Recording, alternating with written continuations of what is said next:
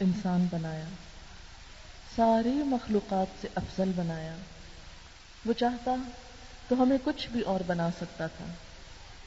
اللہ کی مخلوق صرف ہم انسان ہی نہیں، بہت سی دوسری چیزیں بھی ہیں. مثلا یہ زمین بھی اللہ کی مخلوق ہے، یہ پہاڑ، یہ پودے، یہ جانور، جنات، فرشتے، سب اللہ کی مخلوق ہیں. لیکن یہ سارے کے سارے انسان کے تابع ہیں.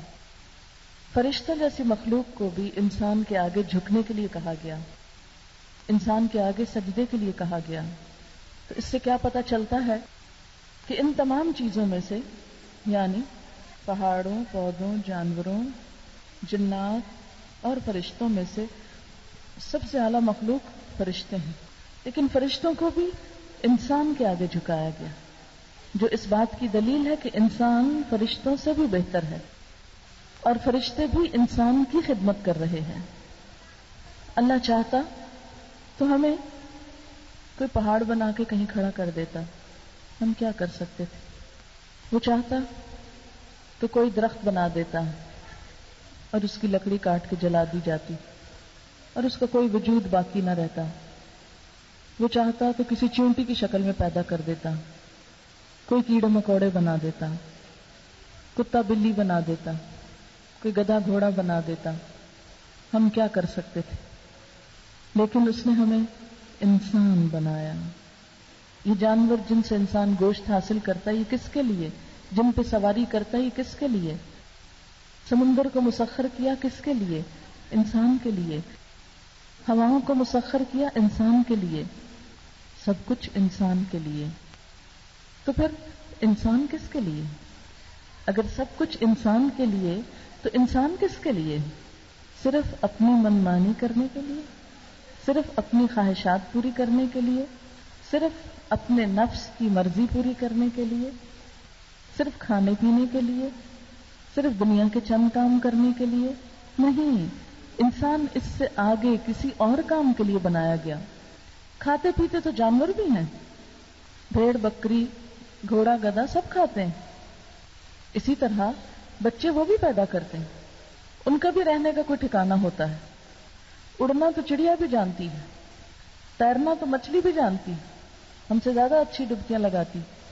پھر انسان کا کام یا انسان کی قابلیت بس یہی کہ وہ کھا پی لے، یا اپنی نسل بڑھا لے، یا اپنا گھر بنا لے، یا اس پر فخر کرے کہ اس نے جہاز بنا لیے ہیں اور وہ اڑنے لگ گیا ہے، یا وہ سمندروں کے اندر غوطہ خوری کر رہا ہے. نہیں، انسان اپنے رب کے لیے.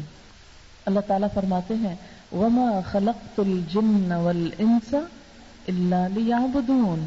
میں نے جن و انس کو اس لیے پیدا کیا ہے کہ وہ میری عبادت کریں، میرے آگے جھکیں، میری فرما برداری کریں. انسان میں اور باقی ساری مخلوق میں جو بڑا فرق ہے وہ عقل کا ہے. باقی مخلوق کے پاس ایسی عقل نہیں جیسی انسان کے پاس ہے. اسی لیے ہم اس عقل کی وجہ سے جو سنتے ہیں اس کو بھی سمجھتے ہیں کیا کہا گیا، جو دیکھتے ہیں اس کو بھی سمجھتے ہیں. تو ہمارے دیکھنے میں اور بھیڑ بکری کے دیکھنے میں فرق ہونا چاہیے. بھیڑ بکری جو اس کو کھانے کی چیز ملتی ہے وہ کھانے لگ جاتی ہے، اس کو یہ نہیں پتا چلتا یہ حلال ہے حرام ہے، یہ اس کی اپنی ہے یا کسی اور کا باغ ہے. اگر انسان بھی یہی کام کرے تو جانور ہی ہو گیا نا، کہ اسے نہ پتا ہو کہ میری اپنی ہے کسی کی ہے، میرا حق ہے نہیں ہے. پھر اسی طرح باقی مخلوق کو بھی آپ دیکھیں کہ ان میں سے کئی بڑی طاقتور ہیں، لیکن انسان کے پاس اللہ نے جو طاقت دی، اس قوت یعنی اس عقل کے ساتھ وہ ان بڑے بڑے طاقتور جانوروں کو مسخر کر لیتا ہے. ویل مچھلی کتنی بڑی ہوتی، اتنی بڑی کہ پوری بلڈنگ سے بڑی آپ سمجھ لیں، اتنی اونچی لمبی چوڑی. اگر ایک ویل مچھلی اس کے اندر ڈالنی ہو تو شاید وہ اس گھر کے اندر نہ سمائے، اتنی بڑی بڑی ہوتی ہیں. لیکن انسان ان کو قابو کر لیتا ہے، پکڑ لیتا ہے. ہاتھی کتنا بڑا ہوتا ہے لیکن انسان اس کو اپنے قابو میں رکھتا ہے، اس کے اوپر سواری کرتا ہے. اسی طرح شیر کو آپ دیکھیں، کتنا سخت جانور ہے کہ پھاڑ کھائے، لیکن اللہ نے عقل جو انسان کو دی تو شیر کو بھی مسخر کر لیتا ہے. سانپ کتنا زہریلا جانور ہوتا ہے. آپ نے دیکھا ہوگا وہ سانپ کا تماشا جو کراتے ہیں بچوں کو دکھاتے ہیں, تو کس طرح اللہ نے اس کو انسان کے قابو میں کر دیا. تو یہ ساری چیزیں کس وجہ سے ہو رہی؟ اس عقل کی وجہ سے ہو رہی ہیں. یہ عقل کائنات کی سب سے بہترین چیز ہے. لیکن اگر کسی انسان کو جو اللہ نے عقل دی ہے وہ عقل استعمال نہیں کرتا اور اپنے رب کو نہیں پہچانتا اور اپنی خوشی اور مرضی سے اپنے رب کی بات نہیں مانتا, تو پھر اللہ کے نزدیک ایسے انسان جانوروں سے بھی بدتر ہے. فرمایا ان شر الدواب عند اللہ الصم البکم الذین لا یعقلون.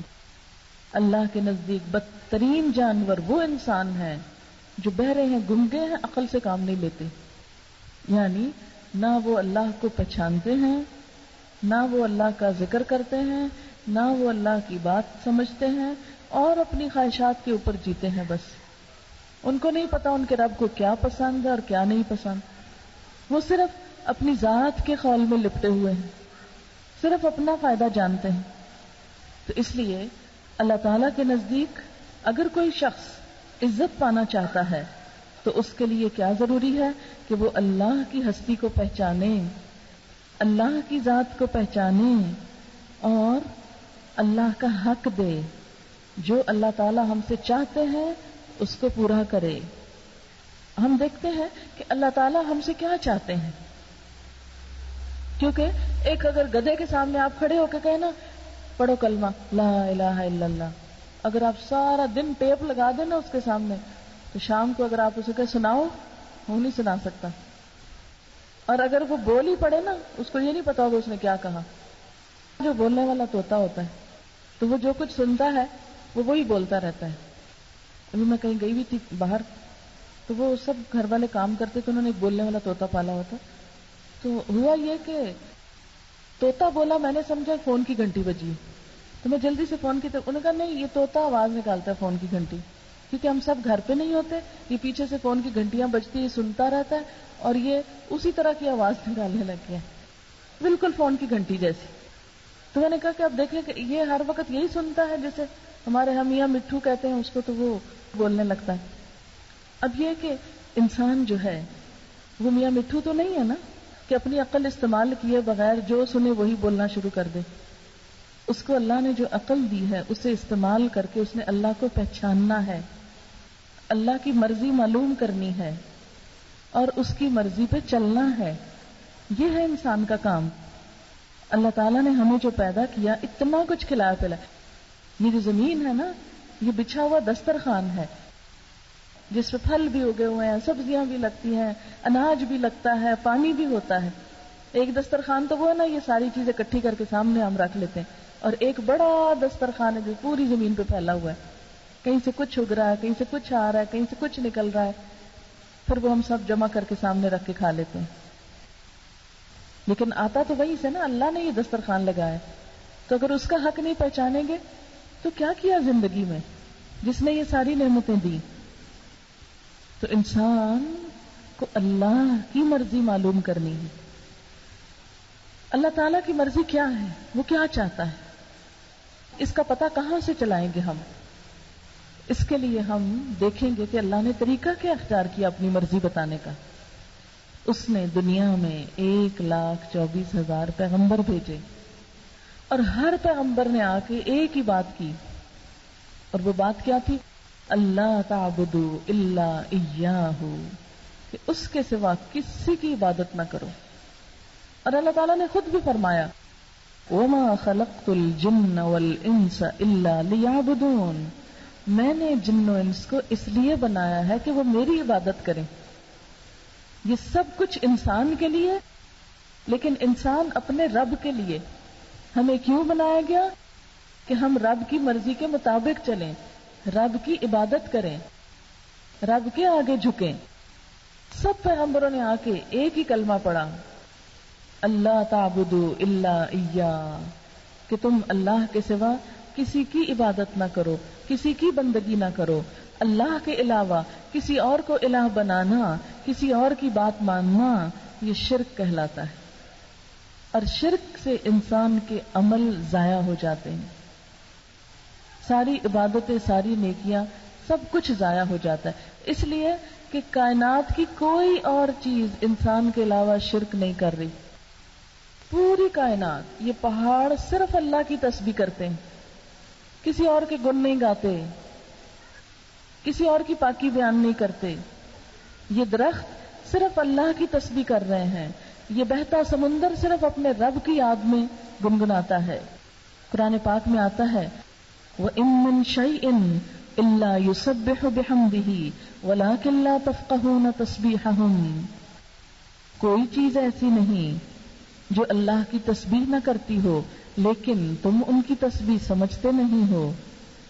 ایک ذرہ جو ہے نا، ذرہ، وہ بھی اللہ کی تسبیح کرتا ہے، وہ بھی اپنے رب کو یاد کرتا ہے. ایک دفعہ نبی پاک صلی اللہ علیہ وسلم نے کچھ پتھروں کی ٹھیکریاں لے کر صحابہ کرام کو یہ سنوایا کہ سنو ذرا یہ کیا کہہ رہے ہیں. جیسے ہم کی آواز سنتے ہیں نا، اس طرح کی آواز آ رہی تھی جیسے مکھیاں بن بناتی ہیں. فرمایا کہ یہ پتھروں کی آواز ہے، پتھروں کی آواز. تو وہ پتھروں کی آواز کیا تھی؟ اللہ کی تسبیح تھی. ایک ایک ذرہ اللہ کی تسبیح کرتا ہے، کسی اور کی تسبیح نہیں پڑھتا. وہ توحید پر قائم ہے. نیچے سے اوپر تک ایک خدا کا نظام چل رہا ہے. یہ سارے آپس میں ایک دوسرے کے ساتھ تعاون کرتے ہیں، ایک دوسرے کے ساتھ کوآرڈینیٹ کرتے ہیں. اسی لیے یہ بارشیں برستی ہیں، اسی لیے زمین رزق اگاتی ہے. اگر یہ ایک خدا کی تابعداری نہ کر رہے ہوتے تو نتیجہ کیا نکلتا؟ کہ مثلا آپ دیکھیں کہ بارش کیسے برستی. اس کا ایک موٹا سا طریقہ یہ ہے کہ سب سے پہلے سورج کی روشنی سمندر پہ پڑتی ہے، وہاں سے پانی بھاپ بنتا ہے، ہوا آتی ہے اور اس پانی کو اپنے اندر سمو کے اوپر اڑ جاتی ہے. اوپر اٹھ کے وہ بادل بن جاتے ہیں. وہ بادل پھر ٹریول کرتے ہیں، وہ پھر جہاں جہاں اللہ کا حکم ہوتا وہاں وہاں بارش برستی. اب آپ دیکھیں، اگر ایک خدا کی حکومت نہ ہو ان سب چیزوں پر، اور جیسے مشرک کہتے ہیں مختلف جو بت بنے ہوئے ہیں، یہ ہوا کا دیوتا ہے، یہ سورج دیوتا ہے، یہ سمندر کا دیوتا ہے. کبھی آپ نے یہ باتیں سنی ہی ہوں گی. یہ جو ہندو مختلف بت پوجتے رہتے ہیں نا، ان کے ہاں بھی یہ صحت کا، یہ بیماری کا ہے، یہ رزق کا ہے، یہ قسمت کا، یہ اولاد کا، یہ فلانے کا، یہ فلانے کا. انہوں نے سارے شعبے تقسیم کر رکھے ہیں مختلف لوگوں کے درمیان. لیکن اسلام کیا کہتا ہے کہ یہ اول سے آخر تک سب کچھ ایک خدا کے کنٹرول میں ہے، کسی اور کے کنٹرول میں نہیں ہے یہ. اچھا، اب ہوتا کیا ہے کہ اللہ تعالی کے اذن سے سورج چمکتا ہے. وہ انکار نہیں کرتا کہ میں نے نہیں چمکنا. جب سے پیدا ہوا اپنا کام کر رہا ہے، اللہ کی فرما برداری میں لگا ہوا ہے. سمندر بھی جب سے بنے ہیں وہ اپنا کام کر رہے ہیں. کبھی انہوں نے یہ نہیں کہا کہ لوگ ہم کیوں مانیں. اگر ان کا خدا کوئی اور ہوتا تو وہ کہتا نہ نہ نہ، اس کی نہ ماننا، تم پانی نہ اٹھنے دینا، پانی بند کر دینا. ہوا کا خدا اگر کوئی اور ہوتا تو وہ کیا کہتا کہ دیکھو ہوا نہ چلنے دینا، پانی نہ اٹھانا، بادل نہیں کہیں جائیں گے. ہمارے ہاں تو اکثر سٹرائک ہو جاتی ہے نا کہ پہیا جام ہڑتال ہو گئی، آج پانی کو نہیں آنا، آج فلانی چیز نہیں آنی. یہ کیوں ہوتا ہے؟ اس لیے کہ کوئی کام کسی کی مرضی سے ہو رہا ہے، کوئی کسی کی مرضی سے، کوئی کسی کی، ہر ایک اپنی مرضیاں کرتا ہے. لہٰذا کس قدر فساد ہے زمین پہ. کوئی کام سیدھا ہو کے نہیں دیتا، بگاڑ ہی بگاڑ ہے. لیکن زمین سے نظر اٹھائیں اللہ کی کائنات میں کوئی بگاڑ نہیں. اللہ تعالیٰ قرآن پاک میں فرماتے ہیں فرجع البصر، اپنی نگاہ دوڑاؤ، ثم ارجع البصر، پھر نگاہ پلٹاؤ، ينقلب الیک البصر خاسئا وهو حسیر، تیری نگاہ تھک کر نامراد پلٹ آئے گی، لیکن اللہ کی کائنات میں کوئی رخنا، کوئی خرابی، کوئی فساد نہیں دیکھو گے. تو بات یہ ہے کہ جہاں سب اللہ کی مرضی پہ چل رہے ہیں، اس لیے زمین کا نظام قائم ہے، اس لیے امن ہے. اللہ نے پہاڑوں کو جہاں ٹھہرا وہاں ٹھہرے ہوئے ہیں، سمندر کو جہاں روکا کہ اس سے آگے نہیں جانا، وہ ادھر ہی رکا ہوا ہے. اگر وہ اپنی منمانی کرنے لگے تو ہم یہاں زندہ نہیں رہ سکتے. پہاڑ اپنی منمانی کرے تو چلتے چلتے ہمارے سر پہ آ پڑے، سب کو لے کے سمندر میں ڈال پھینکے، کیونکہ ہم سے کئی گنا بڑے جو ہیں. اگر درخت چلنے لگ جائیں تو یہ جو دروازے لگے ہوئے کسی وقت خود ہی چل کے کہیں اور پہنچ جائیں، تو لکڑی کو پاؤں لگ جائیں، اپنی مرضی کرنے لگے. تو کسی چیز کو اللہ نے اس کی مرضی کی اجازت نہیں دی، صرف انسان کو دی ہے کہ اپنی کچھ مرضی کر لو. اسی لیے ہم دل چاہتا بیٹھ جاتے ہیں، دل چاہتا نیچے اتر جاتے ہیں، دل چاہتا کھانے لگ جاتے ہیں، باتیں کرنے لگ جاتے ہیں، جو ہمارا دل چاہتا کرتے جاتے ہیں. باقی مخلوق ایسے نہیں کر رہی. تو بات یہ ہے کہ اگر ساری مخلوق اللہ کی تابع دار ہے تو ہمیں بھی اللہ کا تابع دار ہونا ہے. وہ اللہ کی تسبیح کر رہی ہے، ہماری زبان پر بھی اس کی تسبیح ہونی چاہیے. وہ سب سے بڑھ کر اللہ سے محبت کرتی، ہمارے دل میں بھی سب سے بڑھ کر اللہ کی محبت ہونی چاہیے. والذین آمنوا اشد حبا للہ، وہ لوگ جو ایمان لائے اللہ کی محبت میں سب سے زیادہ شدید ہوتے ہیں، سب سے زیادہ پکے ہوتے ہیں. دیکھیں کہ اللہ تعالیٰ نے ہمارے لیے قرآن پاک میں سب سے پہلی سورت جو اتاری ہے نا، اس میں آتا ہے ایاک نعبد و ایاک نستعین، صرف تیری ہم عبادت کرتے ہیں، صرف تجھ سے ہم مدد چاہتے ہیں. اہدنا الصراط المستقیم، ہمیں سیدھا راستہ دکھا. اچھا، اب ہم سب کیا کر رہے ہیں؟ سیدھے راستے کے اوپر چل رہے ہیں. شرک کیا ہے؟ اس راستے سے ادھر ادھر چلے جانا. اچھا، کوئی بھی شخص جو کسی کام سے جا رہا ہو، مثلا آپ کام پہ گئے، صبح گھر سے نکلے، 20 میل دور گئے، پھر شام کو آپ نے گھر آنا. گھر پہنچنے کے لیے کیا ضروری ہے؟ آپ صحیح راستے پہ آئیں. اگر آپ نے اصلی راستہ چھوڑ کے کوئی اور اختیار کر لیا تو آپ گم ہو جائیں گے. ہدایت کا الٹ ہے دلال. دلال کا مطلب ہوتا ہے راستہ گم کر بیٹھنا. جنت میں جانے کا جو سیدھا راستہ ہے وہ پیغمبروں نے ہمیں بتا دیا کہ اس پر چلنا وہ اللہ کی مرضی کا راستہ ہے. جو شخص اللہ کی مرضی چھوڑ کر دل کی مرضی پہ چلنے لگتا ہے، لوگوں کی مرضی پہ چلنے لگتا ہے، وہ اصلی راستہ چھوڑ کر سائیڈ پہ نکل جاتا ہے. اور جب وہ اصلی راستہ چھوڑ دیتا ہے تو راستہ گم کر دیتا ہے. اسی کو دلالت کہتے ہیں، اسی کو گمراہی کہتے ہیں. وہ بھول گیا، اور جو راستہ بھول جائے وہ اصل مقام تک نہیں پہنچ سکتا، جنت تک نہیں پہنچ سکتا، کیونکہ ہر ٹیڑھا راستہ انسان کو بھٹکا کے نقصان پہ لے جائے گا. اس لیے ہم سب کے لیے کیا ضروری ہے کہ ہم سب اپنی سب سے پہلے ڈائریکشن درست کریں. اور وہ کیا ہے کہ ہر کام میں راضی کس کو کرنا ہے، خوشی کس کی دیکھنی. توحید کا سب سے پہلا سبق کہ نماز ہو یا قربانی ہو، صدقہ ہو یا خیرات ہو، کچھ بھی ہو، کس کے لیے ہے؟ یہ توحید کا سب سے پہلا سبق ہے. تو وہ اللہ کے لیے. کیوں اللہ کے لیے؟ اس لیے کہ ہر چیز جو اللہ کی ہے، ہر چیز اس کی عبادت کر رہی ہے، ہر چیز اس کی وفادار ہے، ہر چیز ہمیں بھی اسی نے دی ہے، اور ہم خود بھی اسی کے ہیں، اور مر کر اسی کے پاس واپس جانے والے ہیں. اور سب سے بڑا وہ ہے، آخر اس کی بڑائی کیوں نہ مانے؟ اس سے چھوٹوں کی بڑائی ماننا ہی تو بے وقوفی ہے. اسی لیے قرآن پاک میں اللہ تعالیٰ نے حضور صلی اللہ علیہ وسلم کو فرمایا، قل، آپ کہیے کیا، ان صلاتی، بے شک میری نماز، و نسکی، اور میری قربانی، و محیایا، اور میری زندگی، و مماتی، اور میری موت، للہ رب العالمین، سب کچھ اللہ رب العالمین کے لیے.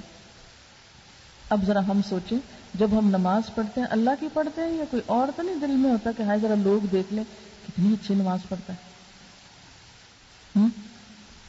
یہ جو خیال آنا ہے نا کہ ذرا لوگ دیکھیں نا کہ میں کتنا نیک ہوں، کتنی اچھی نمازیں پڑھتا ہوں، کتنی خشوع سے پڑھتا ہوں، یہ شرک ہو جاتا ہے. آپ صلی اللہ علیہ وسلم نے فرمایا، ان اخوف ما اخاف علیکم الشرک الاصغر، میں اپنی امت کے بارے میں سب سے زیادہ جس چیز سے ڈرتا ہوں وہ شرک اصغر ہے، چھوٹا شرک. لوگوں نے پوچھا، وما الشرک الاصغر یا رسول اللہ، اے اللہ کے رسول صلی اللہ علیہ وسلم یہ چھوٹا شرک کیا چیز ہے؟ آپ نے فرمایا، من تصدق یرائی فقد اشرک، من صام یرائی فقد اشرک، من صلی یرائی فقد اشرک. جس نے دکھاوے کی نماز پڑھی اس نے شرک کیا، جس نے دکھاوے کا روزہ رکھا اس نے شرک کیا، جس نے دکھاوے کا صدقہ کیا اس نے شرک کیا. کیونکہ دیا تو اللہ نے نا مال ہم کو، اگر ہم اللہ کے نام پہ دے رہے ہیں تو اللہ کی خوشی کے لیے دیں، لوگوں کو دکھانے کا کیا مطلب ہے؟ لیکن اکثر کیا ہوتا ہے، آپ نے دیکھا ہوگا مسجدوں میں اعلان ہو رہے تھے، فلاں صاحب نے 5 روپے مسجد کو صدقہ دیے، نام آوازیں دے رہے ہوتے ہیں نا بھئی، اللہ کا دیا ہوا اللہ کے گھر دے رہے ہیں، شہرت کس بات کی؟ اسپیکر پہ آواز کس لیے لگوا رہے ہیں؟ ڈھنڈورا کس لیے پیٹ رہے ہیں؟ لوگوں سے انعام چاہیے؟ یہ بے عقلی کی بات ہے نا، بے سمجھی کی بات ہے. کبھی اس کا دیا تھا اسی کو دے رہے ہیں، کوئی احسان بھی نہیں ہے. دیکھیں نا، احسان تو جب ہوتا ہے نا کہ جب ہم اپنا کسی کو دے رہے ہیں، تو جو ہمارا ہے وہ تو اللہ کا ہے، اللہ نے دے رکھا ہے. جب اس کا دیا اسی کے نام پہ دے رہے ہیں تو پھر احسان تو کچھ بھی نہیں، پھر دکھاوا بھی کسی کا نہیں، کسی اور سے شاباش بھی نہیں لینے کی ضرورت. ہم ذرا سی نیکی کر لیتے نا، پھر ہمارا دل مچلنے لگتا ہے، ہم کو کوئی ذرا جلدی سے شاباش دے دے. یہ دل نہیں مچلنا چاہیے کسی کی شاباش کے لیے. کیوں؟ اس لیے کہ جس قوت سے کام لے کے میں نے سب کچھ کیا وہ اللہ کی دی ہوئی تھی. اللہ ہی شاباش دے رہا ہے، اسی کی شاباش لینی، اسی سے ہی اجر لینا ہے. ایسے سوچنے والے کوئی تعریف کرے کہ نہ کرے وہ نیکی کے اوپر قائم رہتے ہیں، وہ مرتے دم تک اپنا نیکی کا کام نہیں چھوڑتے. ان کے کام میں استقامت ہوتی ہے، وہ جم کے نیکی کا کام کرتے ہیں. اس لیے کہ انہیں انسانوں سے شاباش نہیں چاہیے، انہیں اللہ سے شاباش چاہیے. یہ سبق آپ صلی اللہ علیہ وسلم کو پڑھایا گیا تھا کہ آپ کہیے اور کہہ کے سب کو پھر سنائیے، ان صلاتی، میری نماز، و نسکی، میری قربانی. آپ دیکھیں ہمارے یہاں قربانی میں کیا ہوتا ہے. قربانی کی عید پہ لوگ بکروں کی آوازیں جو ہیں وہ ٹیپ کر کر کے بعض وقت لگاتے ہیں، وہ آپ نے سنا ہوگا، صرف دکھاوا کرنے کے لیے کہ ہم بکرا ذبح کریں، پھر دوسروں کو بتانے کے لیے. یا بڑے سے بڑا بکرا کس لیے خریدیں گے؟ تاکہ سب کو پتا چلے کہ ہم نے سب سے اچھا کیا. یا زیادہ بکرے کریں گے کہ لوگوں کو پتا چلے کہ ہم کتنے امیر ہیں، زیادہ قربانیاں کرتے ہیں، سب دکھاوے کے لیے. تو اللہ سے اجر صرف اس چیز کا ملے گا کہ جس نے اللہ کے لیے کام کیا ہوگا. اور بس قیامت کے دن انسان کیا کہے گا؟ اپنے عمل لے کے جائے گا نا، اللہ تعالیٰ کہیں گے اس کو بھی نکال دو، اس کو بھی، اس کو، یہ میرے لیے نہیں تھی، یہ جن کے لیے تھے نا ادھر سے جا کے اجر لو، جو کام میرے لیے کیا ہے اس کا انعام میرے سے لو. جیسے مثال کے طور پہ آپ دیکھیں نا، اس پلیٹ کے اندر سونف کے علاوہ کیا الائچی رکھی ہوئی ہے، مصری رکھی ہے، بادام رکھے ہوئے ہیں. اگر میں کسی سے کہوں کہ مجھے سونف لا کے دو اور وہ یہ پلیٹ لے آئے تو میں اسے کہوں گی اس میں سے یہ مصری بھی نکال دو، یہ بادام بھی نکال دو، الائچی بھی نکال دو، یہ بھی نکال دو، بس خالی سونف چاہیے، خالص. اللہ تعالیٰ کو بھی خالص عمل چاہیے، یہ باقی سب نکال دو، خالص چاہیے، وہ خالص جو صرف میرے لیے کیا تھا بس. یہ جو اوروں کے لیے کیا نا وہ اوروں کو دے دو، ان سے جا کے انعام لے لو. تو شرک کا سب سے پہلا کام جو عام زندگی میں ہوتا رہتا ہے وہ کیا ہے؟ دکھاوا، ریاکاری، لوگوں سے شہرت پانا، لوگوں کو خوش کرنے کے لیے جان مارنا، اور اس بات پہ پریشان رہنا ہائے لوگ کیا کہیں گے، ہماری تو ناک کٹ جائے گی، ہماری تو بےزتی ہو جائے گی. آپ اپنی طرف سے خلوص سے، محبت سے، اچھے طریقے سے جو ہو سکتا کر دیں، اور جو نہیں ہو سکتا اس پہ صبر کر لیں، اور لوگ جو دل ان کا کہے کرتے رہیں، کیونکہ ہم نے لوگوں کے لیے کیا جو نہیں. ایسے لوگ کبھی بے سکون نہیں ہوتے، کیونکہ جس کے لیے کیا اس نے 7 پردوں میں دیکھ لیا، اس نے اندھیرے میں دیکھ لیا، اس نے ہر جگہ دیکھ لیا اور اجر بھی لکھ لیا. لوگ کیا کرتے ہیں؟ تھوڑی دیر دیکھ کے کہتے ہیں واہ واہ، اور اس کے بعد گھر چلے جاتے ہیں اور ان کو یاد بھی نہیں رہتا کہ کیا کس نے کیا تھا. ان کے لیے جو بھول جاتے ہیں پھر یاد کرانا پڑتا، وہ یاد ہے وہ جو فلاں شادی پہ یہ اور یہ ہوا تھا، اتنے جوڑے تھے، اتنے کپڑے تھے، اتنا فلانی چیز. کیونکہ ہمارے یہاں خاص طور پہ شادیوں میں بڑا دکھاوا ہوتا ہے، جہیز اٹھا اٹھا کے اس طرح دکھاتے ہیں یہ چائنا کا سیٹ ہے، یہ جاپان کی مشین ہے. کن چکروں میں ہم پڑے ہیں نا مسلمان. اسی لیے ہماری نمازوں میں مزہ کوئی نہیں، کیونکہ ہمیں فکر ہوتی ہے ہمیں لوگوں کو دکھانا ہے. سارا بازار ڈھونڈیں گے، یہ نہیں چاہیے، یہ چاہیے، اور وہ نہیں مل رہی تو سارا سارا دن بازاروں میں خواری کرتے رہیں گے تاکہ وہ ملے کہ ہم لوگوں کو دکھائیں ہم نے کیا دیا. اچھا، پھر اس دکھاوے کے لیے ہم نے حلال حرام کی تمیز مٹا دی.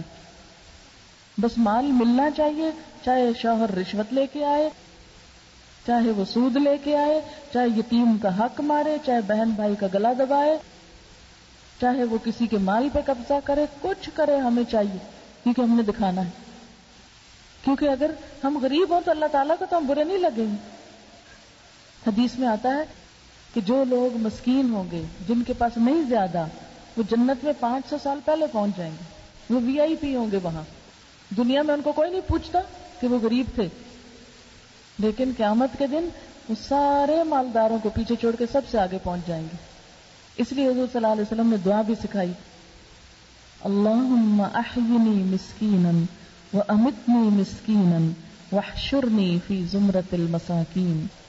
لیکن ہم دکھاوے اور نام نہاد چیزوں کو پسند کرتے ہیں تاکہ لوگوں میں عزت بنے. وہ بنتی ہے اور ذرا آپ دیکھیں نا، عزت بنانے میں کتنا ٹائم لگتا ہے اور خراب کرنے میں کتنی دیر لگتی، تھوڑی دیر کافی. کوئی بھی چیز بنانے میں بہت وقت لگتا اور توڑنے میں ایک جھٹکا چاہیے. اس لیے اگر اللہ کے لیے کچھ کیا ہوگا تو نہ بننے کا فکر نہ بگڑنے کا فکر، کہ جو اس کے لیے کیا اس نے سمیٹ لیا. اللہ سے بڑھ کے کوئی حفاظت کرنے والا ہے نیک عمل کی؟ اللہ سے بڑھ کے قدر کرنے والا ہے؟ ایک جنگ میں حضرت ابوبکر صدیق رضی اللہ تعالیٰ عنہ اپنے سارے گھر کا سامان لے گئے تھے، حضرت عمر آدھا لے گئے تھے، اور بھی بہت بڑے بڑے لوگوں نے اپنے صدقہ خیرات کیے. ایک غریب مسلمان تھا، اس کے پاس کچھ نہیں تھا، بڑا غریب تھا.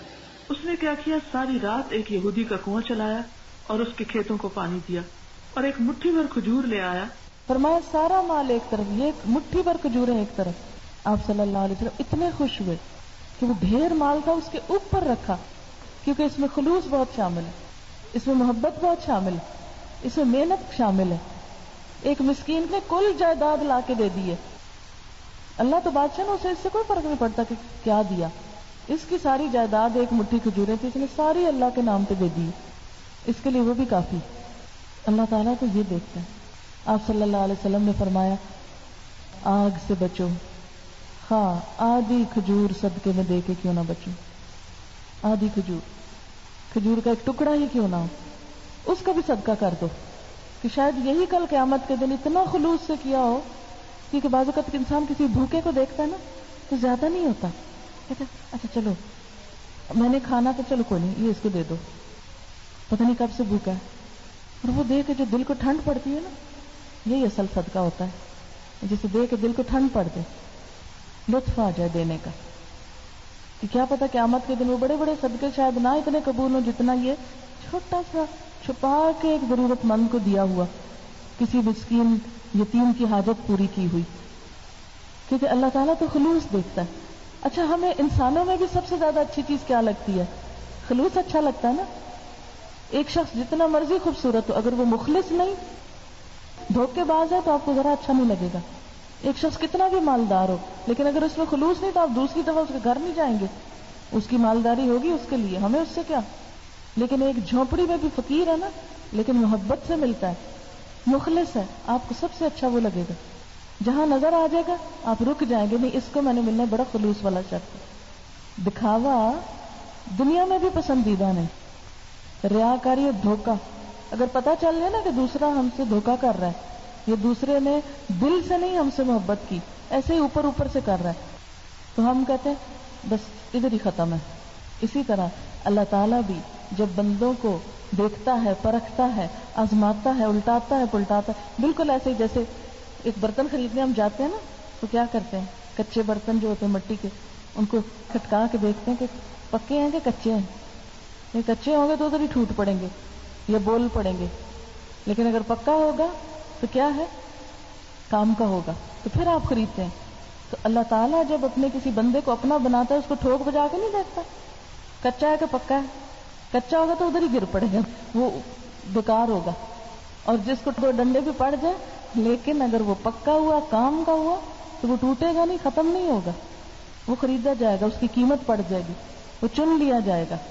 اللہ تعالیٰ اپنے نیک بندوں کو آزماتا ہے، سخت سخت آزمائشوں میں ڈالتا ہے کہ پھر بھی یہ میرے راستے پہ قائم رہتا ہے کہ نہیں رہتا.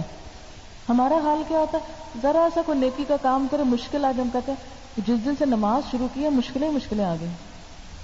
اکثر لوگوں کو میں نے کہتے سن، قرآن پڑھنا شروع کیا مصیبت پہ مصیبت آ رہی ہے، پتہ نہیں کیا ہوگی. اور کئی لوگ کہتے ہیں وظیفہ الٹ گیا. یہ ایک اور بات ہے عجیب و غریب، وظیفہ الٹا پڑ گیا ہے. کیا اللہ کا ذکر الٹا پڑ سکتا ہے؟ کتنی حیرت کی بات ہے نا.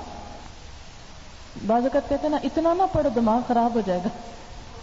یہ سب باتیں شیطان کی باتیں ہوتی. وہ کیا چاہتا ہے کہ بندے اللہ کی طرف نہ رجوع کریں. ساری ساری رات لوگ ناچتے ہیں, کوئی نہیں ان کو کہتا دماغ خراب ہو جائے گا, بس کرو.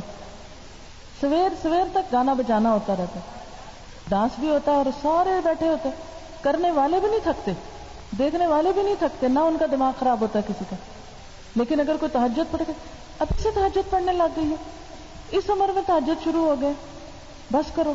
مائیں اپنی بیٹیوں کو روکتی, ڈر جاؤ گی, اعتکاف نہ کرنا, پتہ نہیں کیا بلا نظر آئے گی, ڈر جاؤ گی. تو یہ سارے شیطان کی پلائی ہوئی باتیں. یہ وظیفہ گرم ہوتا ہے, کہاں سے گرمی آ گئی اس میں؟ اللہ کا نام ہے وہ. بعض صورتیں گرم, یہ کدھر لکھا ہے؟ وہ تو لکھا ہے یہ مدنی ہے یا مکی ہے, یہ کہیں نہیں لکھا ہوا گرم ہے کہ ٹھنڈی ہے. یہ خود ساختہ دین بنایا ہوا ہم نے اپنی مرضی کا. یہ کہہ رہی ہے کہ آیت کریمہ کہتے ہیں گرم ہوتا ہے. یہی تو میں کہہ رہی ہوں کہ کس نے کہا کہ گرم ہوتا ہے؟ کچھ گرم سرد نہیں. اصل بات یہ ہے کہ جب اللہ کا ذکر کیا جاتا ہے نا تو اس وقت شیطان بہکاتا ہے, کیونکہ جتنا آپ اللہ کی طرف جائیں گے اتنا وہ پیچھے بھاگے گا. آپ کہا ہے یہ کدھر جا رہا ہے, اس کو پکڑ لاؤ, کسی طرح اس کو چھڑا دو, بھلا دو. یہ سب کچھ کرے, اللہ کا ذکر نہ کرے. پھر وہ ڈراتا ہے اور وہ کیا کہتا ہے, صدقہ کرنے لگے خوف دلاتا ہے, بھوکے مر جاؤ گے, تمہارے بچوں کا کیا بنے گا, خود کہاں سے کھاؤ گے, فلانی ضرورت کیسے پوری ہوگی. صحابہ کرام نے تو یہ نہیں سوچا. حضرت ابوبکر جب اپنا سامان اٹھا کے لے جا رہے تھے, انہوں نے تو نہیں سوچا تھا کہ پیچھے کیا ہوگا. آپ کو پتا کہ اللہ کے رسول صلی اللہ علیہ وسلم نے ان سے پوچھا تھا گھر میں کیا چھوڑ کے آئے, انہوں نے کیا جواب دیا, اللہ اور اس کا رسول, ان کی محبت ہے بس کافی ہے, یہ چیز کافی ہو جائے گی ان کو. اللہ رازق موجود ہے, اللہ زندہ ہے, ہمیشہ زندہ رہے گا. انسان تو ختم ہو جاتے ہیں, رزق کو انسانوں کے ہاتھ میں تو اللہ کے ہاتھ. کمزوری ہمارے اپنے ایمان کی ہوتی, ہم جیسا اللہ کے بارے میں سوچتے وہ اسی طرح ڈال دیتا ہم کو. پھر اسی طرح ہم دیکھتے ہیں کہ شرک جو ہے سب سے بڑا گناہ ہے.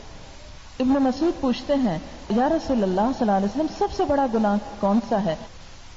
فرمایا اللہ کے ساتھ کسی کو شریک کر لینا, یعنی اللہ کی مرضی کے ساتھ کسی اور کی مرضی, اس کی ذات کے ساتھ کسی اور کی ذات. اچھا ہمارے یہاں بھی یہ باتیں مشہور ہیں, اولاد نہ ہو فلانے دربار پہ جاؤ اولاد ہوگی, کتنی عام ہے یہ بات. رزق نہ ہو تو فلانی جگہ پہ جاؤ. اس کا مطلب کیا اللہ تعالیٰ نعوذ باللہ عاجز ہو گئے؟ اللہ کی رسی کو پکڑو, ایاک نعبد, صرف تیری ہم عبادت کرتے, و ایاک نستعین, صرف تجھ سے مدد چاہتے ہیں, کسی اور کی مدد نہیں چاہیے ہم کو. حضرت معاذ کی حدیث میں ہے کیا تم جانتے ہو کہ خدا کا حق بندوں پہ کیا ہے؟ یہ کہ اسی کی عبادت کریں, کسی کو اس کی عبادت میں شریک نہ کریں. دوسری حدیث میں ہے کہ تم میں سے کوئی یہ نہ کہے جو خدا چاہے اور جو آپ چاہیں. ہمیشہ کیا کہنا چاہیے؟ بس جو اللہ چاہے. یہ نہیں کہنا چاہیے جو اللہ چاہے اور جو تم چاہو, نہ, یہ بھی شرک ہو جاتا ہے. بس جو اللہ چاہے, کیونکہ چاہت تو اللہ کی چلتی ہے نا, بندوں کی تھوڑی چلتی. ہمارے چاہنے سے کیا ہوتا ہے؟ قرآن پاک میں آتا وما تشاءون الا ان یشاء اللہ, تمہارے چاہنے سے کچھ نہیں ہوتا جب تک اللہ نہ چاہے. طفیل بن سنجرہ حضرت عائشہ کے ستیلے بھائی تھے. کہتے ہیں کہ میں نے خواب میں چند یہودیوں کو دیکھا تو ان سے پوچھا کہ تم کون ہو؟ انہوں نے کہا ہم یہود ہیں. میں نے کہا افسوس تم میں بڑی خرابی ہے کہ تم عزیر کو خدا کا بیٹا مانتے ہو. انہوں نے کہا تم بھی اچھے لوگ ہو لیکن افسوس تم کہتے ہو جو خدا چاہے اور جو حضور صلی اللہ علیہ وسلم چاہے, تو یہ بھی تو شرک. پھر میں نصرانیوں کی جماعت کے پاس گیا, ان سے بھی پوچھا, انہوں نے بھی یہی جواب دیا. میں نے کہا افسوس تم مسیح کو خدا کا بیٹا مانتے ہو. انہوں نے جواب دیا کہ تم بھی تو حضور صلی اللہ علیہ وسلم کو اللہ کے ساتھ شریک کر دیتے ہو. ہمارے یہاں کتنا عام ہے, جو اللہ چاہے جو رسول صلی اللہ علیہ وسلم چاہے, نہیں, صرف اللہ چاہے. پھر اسی طرح قرآن پاک میں آتا ہے حضرت عیسیٰ علیہ السلام کے بارے میں, جن کو لوگوں نے خدا کا بیٹا بنا لیا. یہ جتنے عیسائی ہیں ان کا یہی شرک ہے نا. قرآن پاک میں اللہ تعالیٰ فرماتے ہیں حضرت عیسیٰ کی زبانی انی عبداللہ, میں اللہ کا بندہ ہوں. بیٹا نہیں ہوں, کون ہوں؟ بندہ ہوں, مخلوق ہوں. آتانی الکتاب, اس نے مجھے کتاب عطا کی, کون سی؟ انجیل. وجعلنی نبیا, اور مجھ کو نبی بنا کے بھیجا. پھر اسی طرح مکہ کے کافروں کو بھی قرآن پاک میں چیلنج کیا گیا. ان سے پوچھا جاتا تھا قل لمن الارض, ان سے پوچھو زمین کس کی ہے، ومن فیہا، اور جو کچھ زمین میں یہ کس کا ہے، ان کنتم تعلمون، اگر تم جانتے ہو، سیقولون للہ، وہ بھی کہتے تھے کہ سب کچھ اللہ کا ہے، قل افلا تذکرون، ان سے پوچھو کیا تم نصیحت نہیں پکڑتے، قل من رب السماوات السبع ورب العرش العظیم، ان سے پوچھو کون ہے رب 7 آسمانوں کا اور رب عرش عظیم کا، سیقولون للہ، کہیں گے سب کچھ اللہ کا ہے، قل افلا تتقون، ان سے پوچھو کیا تم خدا کا خوف نہیں کرتے ہو، قل من بیدہ ملکوت کل شیء، ان سے پوچھو ہر چیز ملکیت کس کی ہے، بادشاہت کس کی ہے، وَهُوَ يُجِيرُ وَلَا يُجَارُ عَلَيْهِ إِن كُنتُمْ تَعْلَمُونَ، کون ہے جو پناہ دیتا ہے اور اس کے مقابلے میں کوئی پناہ نہیں دے سکتا، اگر تم جانتے ہو، سیقولون للہ، کہیں گے کہ اللہ کی ہے، قل فأنى تسحرون، پوچھو کہاں سے پھر جادو کر دیے جاتے، کون تمہاری عقلوں کو مار جاتا ہے۔ پھر اسی طرح ہم دیکھتے ہیں ایک اور جگہ پر قرآن پاک میں آتا ہے وَلَمْ يَكُنْ لَهُ كُفُوًا أَحَدٌ، اور کوئی اس کا شریک بھی نہیں، کوئی اس کے برابر نہیں، لَيْسَ كَمِثْلِهِ شَيْءٌ، اس کی مانند کوئی چیز نہیں، اس جیسی کوئی چیز نہیں، سب سے بڑا ہے وہ۔ لیکن افسوس ہم مسلمانوں کے حال پر کہ نماز میں تو کہتے ہیں سب سے بڑا ہے وہ، اللہ اکبر اللہ اکبر اللہ اکبر، اللہ سب سے بڑا ہے، لیکن ہماری عام روزمرہ زندگی میں کیوں نہیں اللہ بڑا؟ کوئی آ جائے تو ہم نماز چھوڑ کے بیٹھ جاتے، اللہ تعالیٰ بلا رہے ہیں حی علی الصلاۃ، آؤ نماز کی طرف، اور ہم بیٹھ جاتے ہیں لوگوں سے باتیں کرنے، کبھی سو جاتے ہیں، کبھی بازار چل پڑتے ہیں، اور اللہ تعالیٰ بلاتے رہتے ہیں آؤ نماز کی طرف۔ آپ دیکھیں کہ دن میں 5 دفعہ اللہ تعالیٰ بلاتے ہیں، کتنی دفعہ ہم جاتے ہیں؟ میں یہ صرف آپ کی بات نہیں کر رہی، میں عام مسلمانوں کی بات کر رہی ہوں۔ آپ چلے بازار کسی وقت زور کی نماز کے اثر کے وقت، چلو باقی زور اثر تو لمبے ٹائم ہوتے ہیں، مغرب کے وقت آپ کسی مسلمان بازار میں چلے، اذانیں ہوگی، کتنے لوگ مسجد جاتے ہیں، اکثر بازار میں گھوم پھر رہے ہوتے ہیں، کھڑے ہوتے ہیں، بیٹھے ہوتے ہیں، باتیں کر رہے ہوتے ہیں، ان کو کوئی اثر نہیں ہوتا، ٹس سے مس نہیں ہوتے۔ ذرا آپ سوچیں کہ جو لوگ اللہ کی پکار سن کے نماز کے لیے حاضر نہیں ہوتے، کیا اللہ تعالیٰ ان سے خوش ہوتے ہیں؟ کتنے اچھے لوگ ہیں، میں نے پکارا اور یہ بیٹھے رہے۔ اگر ہمارے بچے ہمارے ساتھ ایسے کریں تو ہم کیا کرتے ہیں ان کے ساتھ؟ آپ اوپر سے آواز دیتے ہیں او فلاں ادھر آؤ، وہ کہ اچھا آتا ہوں، پھر وہ اپنے کام میں لگ جائے، وہ کہ اچھا میں تو ابھی کھانا کھا رہا ہوں، اچھا پھر آپ بلاتے ہیں اچھا میں ذرا واش روم سے ہوں، پھر آپ بلاتے ہیں اچھا میں ذرا کھیل آؤں، کہ یہ کیا تماشا، کتنا شدید غصہ آتا ہے، ایک سے دوسری دفعہ بلانا پڑے شدید غصہ آ جاتا ہے، کیا مذاق ہے، بات کیوں نہیں سنتے ہو، ایک دو لگا بھی دیں گے، اور وہ ہر روز 5 دفعہ پکارتا ہے، ہم 5 دفعہ ٹال مڑ، اچھا نا ابھی اتنے کام ہیں، اچھا ابھی میرے کپڑے نہ پاک ہیں، ابھی بچے چھوٹے ہیں، ابھی اتنا کام میرا پڑا، میں تھک گئی، اب مجھے نیند آئی ہے۔ اللہ کی عبادت خود تو نہیں کرتے، پھر اس لیے کسی کو کہتے ہیں کہ تم دعا بھی ہمارے لیے کر دینا۔ مسلمان ایک دوسرے کے لیے کرتا ہے، لیکن یاد رکھیں جب تک اپنے لیے خود نہ کرے اس وقت تک کسی کی ہوئی بھی فائدہ نہیں دیتی۔ آپ کو پتا ہے کہ حضرت نوح علیہ السلام نے اپنے بیٹے کے لیے دعا کرنا چاہیے، اللہ تعالیٰ نے روک دیا، نہیں، لا تسألنی ما لیس لک بہ علم، مجھ سے مت سوال کرو جس کا تجھے علم نہیں۔ حضرت لوط علیہ السلام کی قوم کے بارے میں حضرت ابراہیم نے دعا کی تھی اللہ ان کو عذاب نہ دینا، اللہ نے نہیں سنا۔ تو اس سے کیا پتہ چلتا ہے کہ جو اپنے لیے خود نہ کرے اس کے لیے کہیں اور سے بھی فائدہ نہیں ہوتا۔ مثلا آپ خود نہ کھانا کھائیں اور کوئی اور آپ کی جگہ کھا رہا ہو، آپ کو کیا ملے گا؟ ہاں اگر آپ بھی کھا رہے ہیں وہ بھی کھا رہے ہیں تو مل کر انجوائے کریں گے، وہ ایک اور چیز ہو جاتی۔ یا آپ اپنی پلیٹ اس کے آگے کرتے اچھا تم بھی چکھو، وہ آپ کے آگے کرتا اچھا تم بھی چکھو، لیکن آپ کہیں کسی کو اچھا میرا کھانا آج تم کھا دینا، تو وہ کھا لے گا، آپ کو تو کچھ نہیں ملے گا۔ اس لیے ہمیں دین کے معاملے میں سوچ سمجھ کر زندگی بسر کرنی چاہیے۔ اچھا اب میں چاہوں گی کہ اگر کوئی ذہن میں آپ کے سوال ہیں تو وہ کچھ کر لیں، پھر میں اس کے بعد دعا کروں گی۔ ان کا سوال یہ ہے کہ صدقہ اپنے گھر کی ماسی کو دے سکتے ہیں؟ حدیث میں آتا ہے کہ وَبْدَأْ بِمَنْ تَعُولُ، شروع کرو جس کی عیالداری ہے تم پہ۔ جب انسان کچھ خرچ کرنے لگے نا پہلے ان کو دے جن کی ذمہ داری ہے اس پہ، مثلاً اپنی بیوی ہے، بچے ہیں، رشتہ دار ہیں، گھر والے ہیں، پھر اپنے نوکروں کا حق آ جاتا ہے، ٹھیک ہے؟ کیونکہ وہ ہمسائے بھی ہیں، وہ خدمتگار بھی ہیں، وہ سب کچھ. لیکن ایک بات یاد رکھیں کہ وہ صدقہ کام کا معاوضہ کر کے نہ دیں کہ کام کرا لیں اور صدقہ دے دیں. اس کے بعد نیت یہ رکھنی چاہیے کہ یہ ہمارے ساتھ ہیں، ان کا حق پہلے ہے بنسبت وہ جو دور ہے، لیکن یہ اس لیے کہ اس کو یہ دیں گے تو یہ ہمارا کام کرے گا، اگر صدقہ نہ دیا تو کام چھوڑ دے گا. یہ نہیں ہونا چاہیے. ٹھیک ہے. دعا. سبحان اللہ والحمد للہ ولا الہ الا اللہ واللہ اکبر ولا حول ولا قوة الا باللہ العلی العظیم.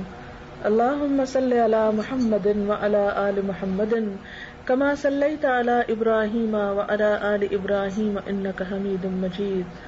اللہم بارک علی محمد وعلی آل محمد کما بارکت علی ابراہیم وعلی آل ابراہیم انک حمید مجید. ربنا آتنا فی الدنیا حسنۃ وفی الآخرۃ حسنۃ وقنا عذاب النار. ربنا لا تزغ قلوبنا بعد إذ هديتنا وهب لنا من لدنك رحمة إنك أنت الوهاب. ربنا هب لنا من أزواجنا وذرياتنا قرة أعين واجعلنا للمتقين إماما. يا حي يا قيوم برحمتك نستغيث لا إله إلا الله أنت الحليم الكريم. سبحان الله رب العرش العظيم والحمد لله رب العالمين. رب نسألك موجبات رحمتك وعزائم مغفرتك والغنيمة من كل بر والسلامة من كل اسم لا تدع لنا ذنبا إلا غفرته ولا هما إلا فرجته ولا حاجة هي لك ردا إلا قضيتها يا أرحم الراحمين. یا اللہ پاک جو کچھ ہم نے پڑھا ہے اگر اس میں کوئی بات آپ کو ناپسند ہو تو ہم سے درگزر فرما دیجیے. یا اللہ ہمارے گناہوں کو معاف کر دیجیے اور جو بات آپ کی پسند کی ہو ہمیں اس پر عمل کرنے والا بنائیے اور قبولیت عطا فرمائیے. یا اللہ تو ہمارے تمام دکھوں کو، غموں کو، پریشانیوں کو دور فرما. اس گھر پر اپنی خیر و برکت نازل فرما. آنے والوں کے دلوں کی دعاؤں کو قبول فرما. ہماری اولادوں کو ہماری آنکھوں کی ٹھنڈک بنا. یا اللہ تو ہم سب کو رزق حلال عطا فرما، حرام سے بچا. یا اللہ ہماری اولاد کو دنیا اور آخرت کی کامیابی عطا فرما، انہیں نیکی کی توفیق عطا فرما، برائیوں سے بچا. یا اللہ مسلمانوں کے دلوں کو جوڑ دے، ان سب کو ایک کر دے. ہمیں اپنا قرب نصیب فرما، ہمارا خاتمہ ایمان پر کرنا، مرتے وقت کلمہ نصیب فرمانا، اپنے صالح بندوں سے ملانا، آخرت کی منزلیں آسان کر دینا، موت کی سختیاں آسان کر دینا، قبر کے اندھیروں کو دور فرما دینا اور جنت الفردوس کے اعلیٰ درجات عطا فرمانا. یا رب العالمین تو ہم سب کو اپنی رحمت سے ڈھانپ لے اور ہماری اس کوشش کو قبول فرما. یا اللہ تمام بیماروں کو صحت کاملہ عطا فرما. ہم سب کے والدین پر اپنی رحمت فرما اور ہم سب کے لیے بہترین دنیا اور آخرت کی بھلائیاں عطا فرما.